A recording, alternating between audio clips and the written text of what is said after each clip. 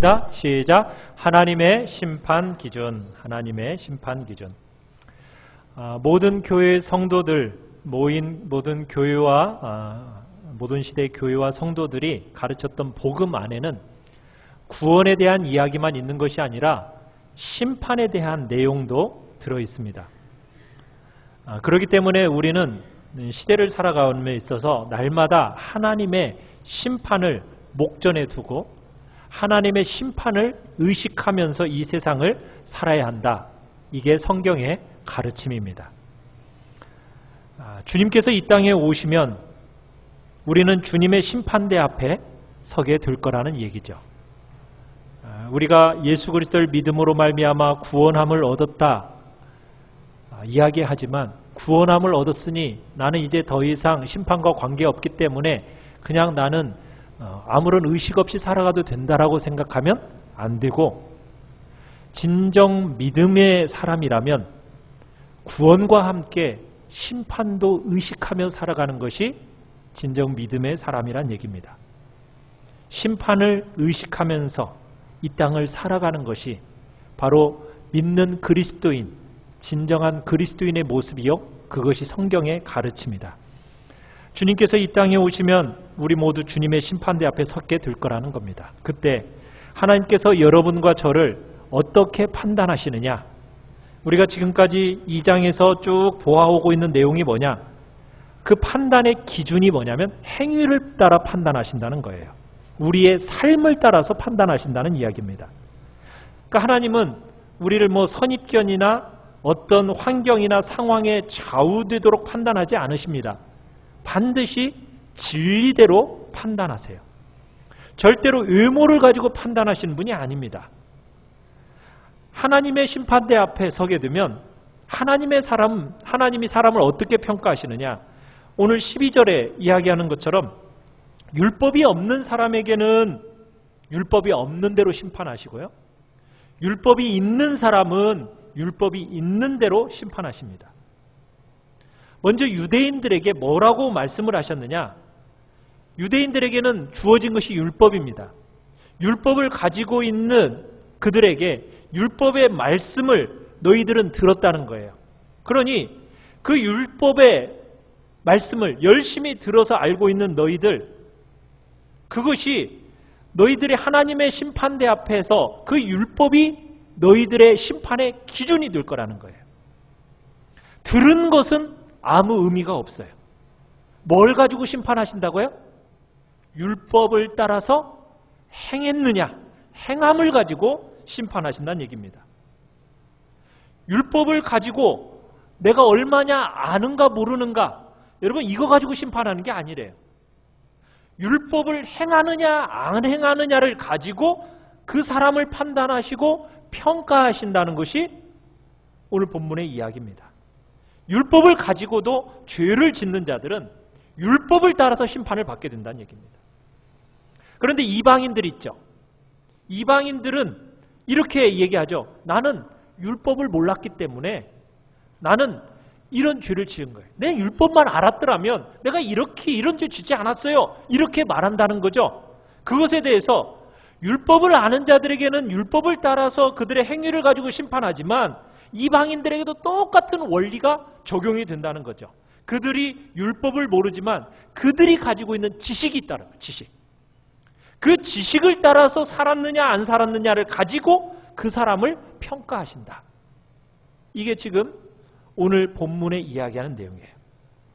우리가 지난번 2주 전에 봤었지만 우리가 14절 15절을 보시면은 이방인들에게는 율법은 없지만은 3가지 형태로 지식을 가지고 있다고 그랬어요. 첫 번째가 뭐냐면 14절에서는 율법 없는 이방인에게는 뭐가 있느냐면 본성이 있어요. 본성. 이 본성으로 율법의 일을 행할 수 있다라는 겁니다. 본성으로. 그러니까 하나님의 창조하심을 받아 지음받은 사람들 마음속에 뭐가 있다고요? 본성이 있어요. 본성. 그래서 율법의 일을 행하게 된다는 겁니다. 두 번째로 15절에서는 또 뭐가 있다라고 얘기하고 있습니까? 양심이 있다고 했어요. 양심. 세 번째로는 15절에서 또 뭐라고 있냐면 그 마음에 새겨져 있는 율법의 행위들이 있다. 이렇게 얘기하고 있어요. 여기 세 번째는 뭐와 같다고 말씀드렸습니까? 첫 번째 본성과 같다라고 말씀을 드렸죠. 그러니까 그 마음에 새겨져 있는 율법의 행위들이 있다라는 거예요. 율법이 마음에 새겨진 게 아니라 율법의 행위가 나타나 있다라는 겁니다. 앞에 나와 있는 거의 본성과 비슷한 얘기를 하고 있어요. 그러니까 사람들의 마음속에 율법은 없지만 뭐가 있어요? 율법이 기대하고 있는 결과들, 행위들, 그것을 알 수 있는 인지 능력이 모든 인간들의 마음속에는 있다라는 거예요. 그래서 본성적으로 인간 속에 남겨져 있기 때문에 본능적으로 인지할 수 있는 능력, 이게 모든 인간 마음속에 다 주어져 있다는 겁니다. 자, 그런데 오늘 이 본문의 내용을 가지고 서구학자들이 오용한 점이 있습니다. 뭘 오용을 했느냐면 우리 13절에 보시면은 13절에 근거해 가지고 서구의 학자들이 뭐라고 주장을 했느냐면 이렇게 가르쳤어요. 사람이 율법을 행할 수 있다. 이렇게 가르쳤습니다. 그러니까 오늘 본문을 13절을 근거로 해가지고 율법을 행할 수 있다라는 교리를 가르친 거예요. 율법을 듣는 자가 의인이 아니라 율법을 행하는 자가 의인이라고 하나님이 말씀하셨는데 하나님이 행할 수 없는 것을 우리에게 평가한다고 하겠느냐는 거예요. 그러니까 우리 인간이 율법을 행할 수 있다. 그런 능력이 있다. 이런 식으로 서구의 학자들이 가르쳤습니다. 여러분, 그 교리가 맞는 걸까요? 우리 인간이 스스로 율법을 행할 수 있는 능력이 있을까요? 자, 그 다음에 14절, 15절을 근거로 해서는 또 서구의 많은 신학자들이 뭐라고 또 가르쳤느냐면 인간의 마음 속에는 빛이 있다. 그래서 하나님이 인간 속에 넣어놓으신 빛을 따라 살기만 하면 구원에 이를 수 있다. 어때요? 그럴듯한 말이죠. 모든 인간들 속에 빛이 있어서 그 빛을 따라 살기만 하면은 구원에 이를 수 있다. 어때요? 맞는 말 같아요? 틀린 말 같아요? 네. 여러분, 이 본문을 가지고 서구학자들이 구원에 이를 수 있는 길이 예수만이 아니라 율법을 행함으로 구원받을 수 있고 우리 인간의 본성 속에 있는 빛을 따라 산다면 이방인이라도 누구든지 구원에 이를 수 있다. 이렇게 주장을 한 거예요. 어때요? 이 본문하고 매칭해 보니까 맞는 말 같아요? 그런데 여러분이 다 보시는 것처럼 이 본문이 지금 이 이야기를 하고 싶어 하는 것입니까? 아니에요. 여러분, 이 본문을 그런 식으로 해석해 버리면 안 됩니다. 지금 우리가 본문의 흐름을 잘 봐야 돼요. 본문의 흐름을. 지금 로마서 1장 18절부터요. 이 본문의 흐름은 무엇을 얘기하고 있느냐면 사람이 얼마나 죄인인가 이것을 지금 보여주고 싶어서 지금 로마서 1장 18절부터 여기까지 지금 오고 있는 겁니다. 사람이 심판받을 수밖에 없는 죄인이라는 사실을 보여주기 위해서 지금 사도 바울은 이걸 기록하고 있는 거예요. 얼마나 하나님의 진노가 여기 이 목전까지 와 있는지 사람들에게 보여주고 싶어서 지금 이 글을 쓰고 있다라는 거예요. 그런데 여러분, 사람들이 1장 18절부터의 이야기를 쭉 보면은 뭘 느끼셨어요? 정말 이렇게 나쁜 놈들이 있구나. 이렇게 나쁜 놈들은 벌 받아야 마땅하다. 여러분, 이렇게 생각을 해요.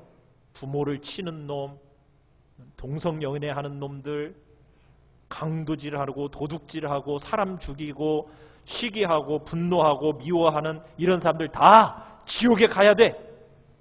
우리는 1장 후반부를 보면서 우리 그렇게 생각을 했어요.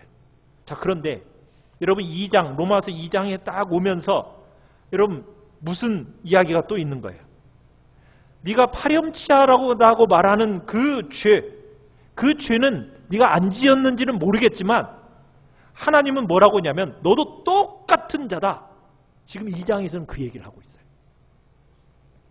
파렴치한 죄를 지은만 죄인이 아니라 율법을 가지고 있다라고 말하고 나는 그래도 저들과는 다르다라고 말하면서 저 사람들을 판단하고 평가하는 너. 너도 똑같은 욕망을 가진 죄인이요. 네가 옳고 그르다라는 것을 너는 판단하고 분별하는 것처럼 말할 수 있지는 모르겠지만 너는 전혀 하나님이 원하시는 율법의 삶을 살고 있지 못하기 때문에 너도 마찬가지로 심판의 자리에 있어야 한다. 지금 이 이야기를 2장에서 하고 있다는 얘기입니다. 그래서 여러분, 우리가 보는 이 2장의 본문의 흐름도 우리 인간이 어떤 존재인지를 지금 말씀하고 있는 거예요. 그러니까 오늘 여러분, 이 본문의 주된 포커스가 뭐예요? 사람들이 율법을 따라 삶을 살기만 하면 구원 받을 수 있어요. 여러분, 율법대로 살면 다 구원 받습니다. 그런데 문제가 뭐예요? 인간이 율법대로 살 수 있어요, 없어요? 없다는 데 문제가 있는 거예요. 율법을 주온 그 유대인들, 율법을 가지고 있었던 이 유대인들 중에 율법을 따라 산 사람이 있어요, 없어요? 아무도 없다라는 거예요. 율법의 행위를 주님이 원하시는데 율법을 동의도 하고 듣기도 하고 익숙해지기도 하긴 했는데 율법을 따라서 살아가는 인간은 아무도 없다. 지금 이 이야기를 하고 있는 겁니다. 이게 오늘 본문의 역할이에요.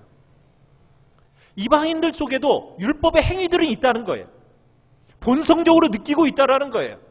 양심에 한 번씩은 이게 나쁜 거야 라는 거, 그거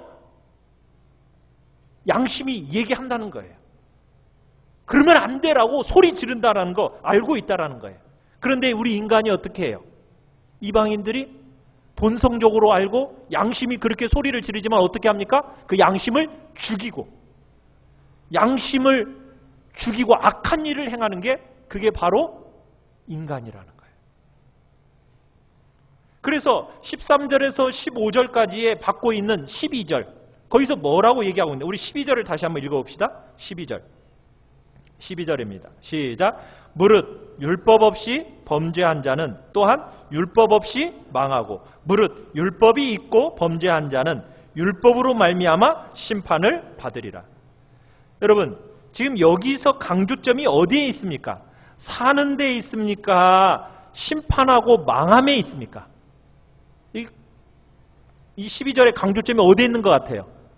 사는 데 강조점이 있는 것 같아요? 망하고 심판받는 데 강조점이 있는 것 같아요? 망하고 심판받는 데 있죠. 왜요? 사람들의 죄를 적나라하게 끄집어내서 지금 죄를 보여주고 있기 때문이에요. 사랑하는 성도 여러분, 이것이요, 여러분과 저에게도 그대로 다 적용이 됩니다. 여러분이 예수를 믿고 예수를 믿는 삶을 정말 산다고 하면서 여러분들이 살아있는 신학의 고백의 증거 어디에 있을까요? 여러분의 신앙 고백의 증거가 어디에 있습니까? 말로, 입술로 내가 믿는다라고 하는 고백이 그게 진짜 신앙 고백입니까? 아니라는 거예요. 어떤 설교를 듣고 그 설교에 내가 공감하고 동의한다라는 거, 여러분, 그것이 신앙 고백의 증거일까요? 아니라는 거예요. 그건 물론 귀한 거죠. 신앙 고백의 증거는 거기에 있는 게 아니라는 거예요. 어디에 있다라는 거예요? 들은 말씀대로 사는 데 있다라는 거예요. 여러분이 말씀을 듣고서는 정말 좋아. 그래, 내 마음에 감동도 돼. 여러분, 그렇게 하고 끝나는 것은 아무 의미가 없다는 거예요. 어디까지 가야 진짜 그게 살아있는 신앙의 모습을 보여준다고요? 삶으로 나타나야 된다는 거예요. 진실된 변화를 증거하는 도구로 사용될 수 있어야 된다는 거예요. 그렇지 않으면은 여러분, 그 믿음이라는 것은 어떤 믿음이냐? 둘 중에 하나라는 거예요. 병든 믿음이든가 거짓 믿음이든가. 행함으로 나타나지 않는 그 믿음이라는 것은 병든 믿음이든지 아니면 죽은 믿음이라는 겁니다. 여러분, 거짓된 믿음을 붙들고 살아가는 자, 병든 믿음을 붙들고 살아가는 자, 다 안타까운 모습이에요. 물론 병든 믿음도 믿음이니까 병든 믿음도 구원을 받을까요, 안 받을까요? 구원은 받겠죠. 믿음이니까. 그렇지만 하나님 앞에 가서 상급이 있겠습니까? 아마 타잔처럼 있을 겁니다. 무슨 얘기인지 아시죠? 아무것도 없이 벌거벗은 모습으로 있을 거라는. 네. 여러분, 병든 믿음도 뭐 지옥에 가지 않고 천국은 가겠죠. 여러분, 그러나 그 믿음이 정말인지 아닌지는 우리는 알 수 없어요. 여러분, 근데 중요한 건 뭐예요? 가짜 믿음이라면 이건 정말 불행한 자가 되는 거예요. 여러분의 믿음이 진짜인지 가짜인지 무엇을 가지고 판단한다고요? 행위를 가지고 봐야 된다. 행위를 가지고. 여러분 속에 여러분 하나님의 영광에 대한 목마름이 있느냐는 거예요. 여러분 속에 존귀함과 썩지 아니함에 대한 갈증이 있느냐는 거예요. 그 목마름과 갈증이 여러분을 정말 선한 일에 열심하는 하나님의 백성이 되게 지금 이끌어가고 있느냐는 거예요. 그런 증거가 뭐 여러분의 삶은 뭐 계속적으로 뭐 실패함이 없이 온전하게 드러난다. 뭐 그럴 수는 없겠죠. 그렇지만 적어도 삶의 방향이 여러분의 삶 속에 나타나야 된다는 거예요. 적어도 분명하게 변화된 증거들이 여러분의 삶 속에서 나타나야 한다는 얘기예요. 그래야 그게 진짜 믿음이지, 삶 속에 나타나지 않는 믿음은 그것은 가짜 믿음일 수 있다는 거예요. 유대인들이 그랬다는 거예요. 여러분, 유대인들이 얼마나 하나님의 언약의 백성이라고 스스로 자부하면서 살았습니까? 그런데 그것이 그들을 지지해 주지 못했어요. 율법을 가지고 있다는 사실 때문에 여러분 하나님 말씀 앞에서 정직하게 서지를 못했습니다. 그들이 율대인이라는 그 사실 때문에, 자기가 할례를 받았다라는 그 사실 때문에 하나님 말씀 앞에 정직하게 서지를 못했어요. 그래가지고 결국에는 어떻게 했습니까? 율법에서 그렇게 가르쳐줬던 누구? 예수 그리스도를 잡아 죽였잖아요. 십자가에 못 박혀 죽였잖아요. 여러분, 이게요 유대인들만의 얘기가 아니다라는 거예요. 복음의 시대를 살아가는 우리와 여러분과 저의 이야기일 수 있다라는 거예요. 우리도 똑같은 오류를 범할 수 있다라는 얘기예요. 왜 그래요? 여러분과 저도 주님의 말씀을 가지고 여러분 교회 안에서 예배를 드리잖아요. 우리가 하나님과 지금 가까이 있는 것 같잖아요. 그렇지만 뭘 보라는 거예요? 삶을 보라는 거예요. 삶을. 내 내적인 존재, 그 외적인 삶의 표현, 그거 한번 보라는 거예요. 그 표현이 하나님과 관계가 있게 지금 살아가고 있느냐는 거예요. 끝없이 하나님과 관계없이 살아가고 있다면 진지하게 고민해 봐야 될 내용이라는 거죠. 하나님 앞에 나와서 예배당에서 한번 생각해보고, 예배당에 나올 때 한번 생각해보고, 나머지 모든 시간은 다 엉뚱한데 에너지를 투자하며 살아간다면 그 정말 진지하게 고민해 봐야 할 내용이라는 거예요. 사랑하는 성도 여러분, 신앙이라는 것은 절대로 논리가 아닙니다. 신앙은 종교가 아니에요. 복음은요, 사람의 삶, 사람의 전 인격을 위한 하나님의 유일한 은혜요, 대안이에요. 여러분이 하나님의 복을 받았는데도 여러분의 인격과 삶에 변화가 드러나지 않는다? 그건 정말 두려움을 가지고 우리 자신 돌아봐야 할 내용이라는 거예요. 종교적이긴 한데 내면 속에 본질적인 은혜가 없다. 정말 두려움을 가지고 자기를 돌아봐야 한다는 겁니다. 하나님은 기대하세요. 변화된 삶을 기대하신다. 변화된 삶. 물론 그렇다고 해서 우리가 행위를 가지고 천국 가는 것은 아닙니다. 하나님 나라에 가는 것은 예수 그리스도께서 행해 주신 완전한 의의를 덧입음으로 말미암아 우리는 하나님 앞에 설 수 있는 거예요. 그런데 내가 하나님의 의의를 덧입었다라는 그 증거가 뭐냐는 거예요. 뭐라고요? 행위라는 거예요. 여러분의 삶이라는 거예요. 여러분의 행실이라는 거예요.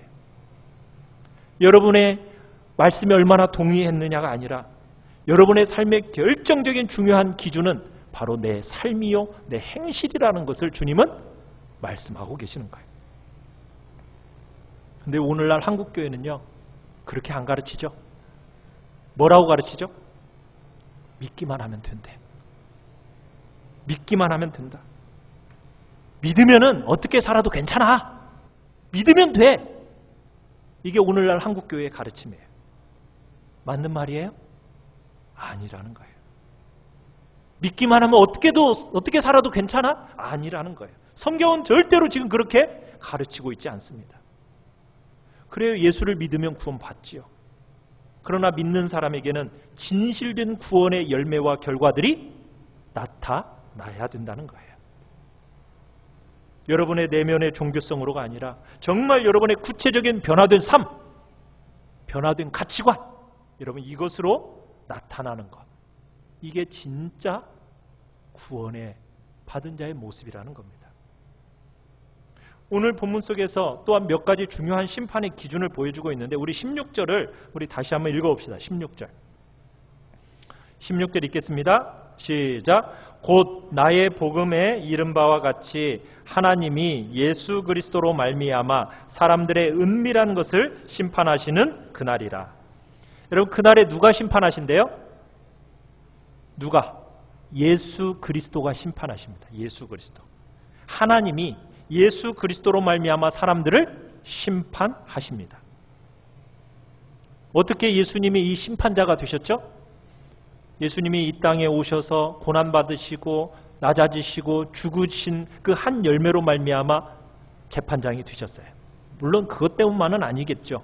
그러나 그것이 한 부분으로서 우리 주님이 영화로워지시고 재판장이 되셨어요.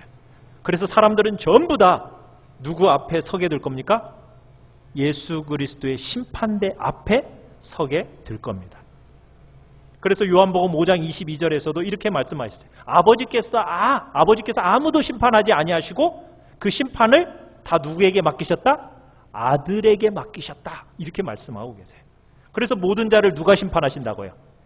예수님이 심판하십니다. 예수님. 여러분 예수님이 심판하신다.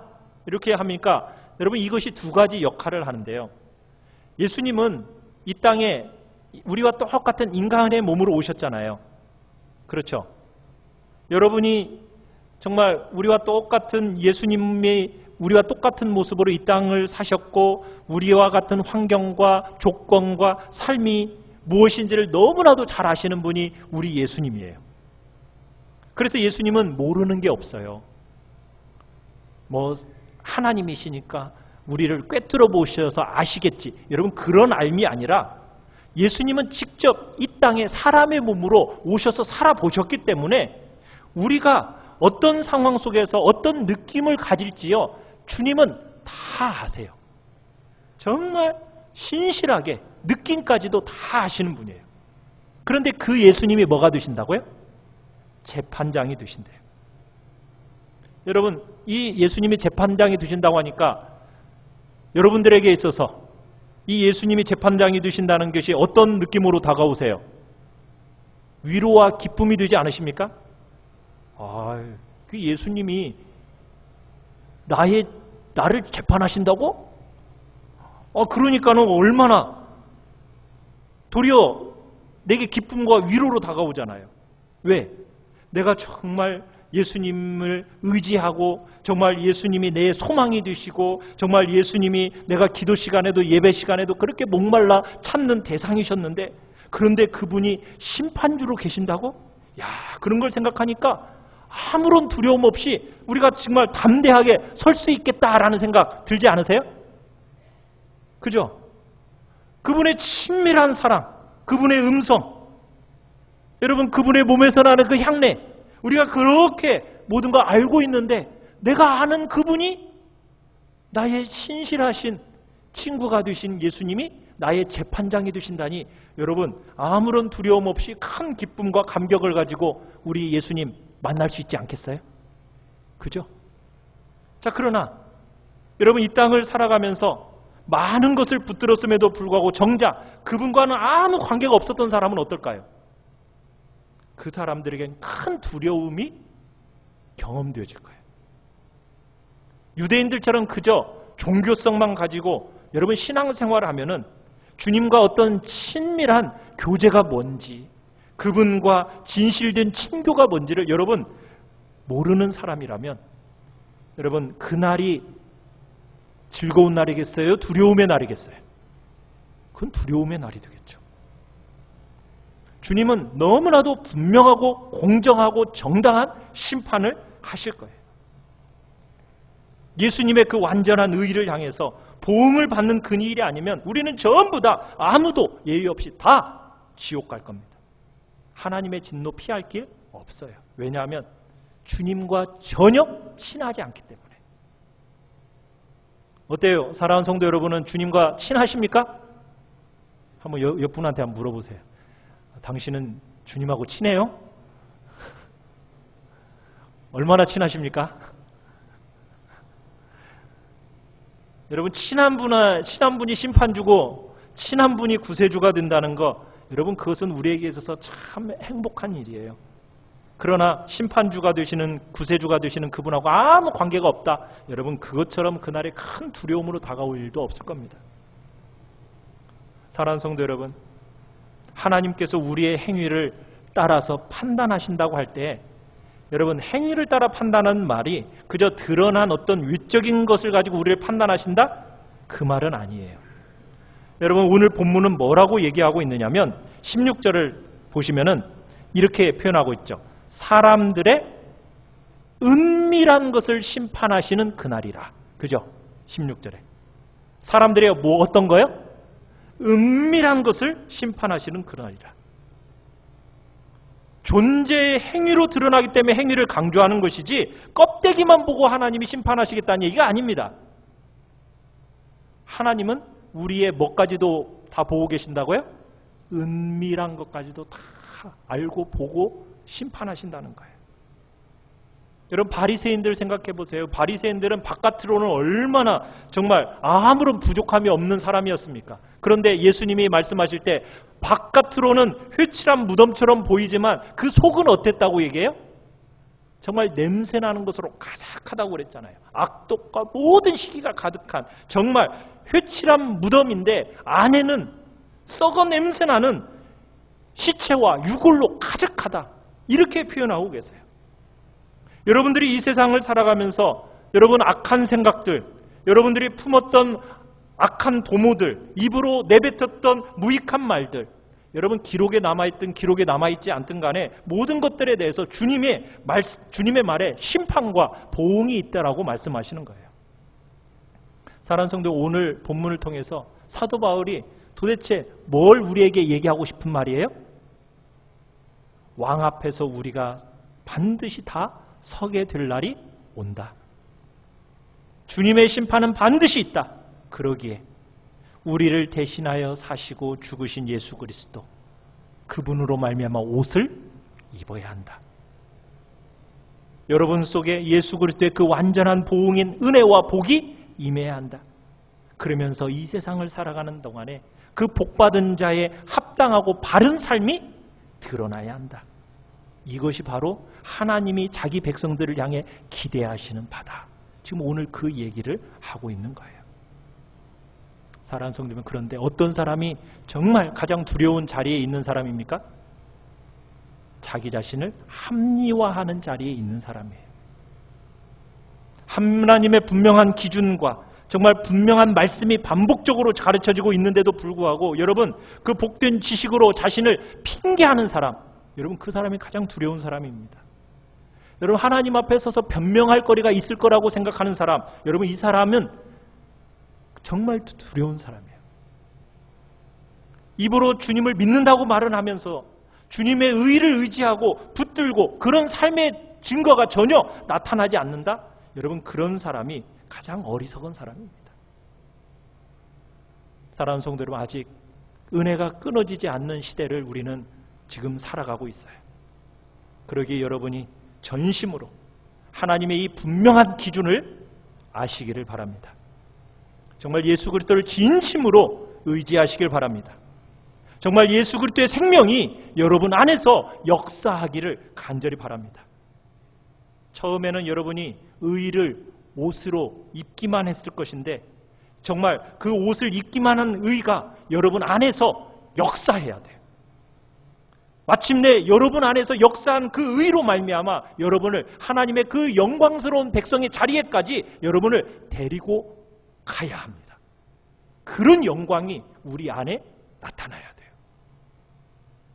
사랑하는 성도 여러분, 여러분은 예수 그리스도로 말미암는 의의 옷을 입으셨습니까? 그렇다면 그 의의 옷에 걸맞는 삶의 자리로 우리는 가야 됩니다. 그저 의리의 옷을 입었다라고 스스로 여러분 믿으면서 끝없이 합리화하면 안 돼요. 그건 누구와 똑같을 수 있다라는 거예요? 유대인들처럼 어리석은 자리에 있을 수 있다라는 얘기예요. 여러분, 한 사람 한 사람이 정말 하나님의 말씀이 그대로 심판이 되는 줄 알고, 하나님의 심판은 절대로 외모를 취하지 않는 줄 알고, 여러분이 하나님 앞에 살아있는 생명 있는 자의 그런 바른 행실을 가지고 하나님 앞에 서서 하나님을 섬기시기를 간절히 바랍니다. 실패하고 넘어지셨습니까? 또 예수 그리스도의 의를 덧입고 다시 한번 온전히 씻어 내십시오. 그래서 여러분을 이 세상 사람들과는 구별된 정말 선한 일에 열심하는 하나님의 친백성, 자기 백성으로 나타나기를 간절히 바라요. 여러분, 이런 경험이 우리 모두에게 있어야 되는 것입니다. 그래서 우리의 마음속에 주님 앞에 신실하게, 진실하게 주님 앞에 서겠습니다. 거룩하게 살아가겠다라고 이 시간 결단하면서, 주님, 이 시간 저의 마음을 만져주시고 저의 영혼을 새롭게 해달라고 이 시간 주님 앞에 우리 결단하면서 우리 같이 찬양하며 나아가겠습니다.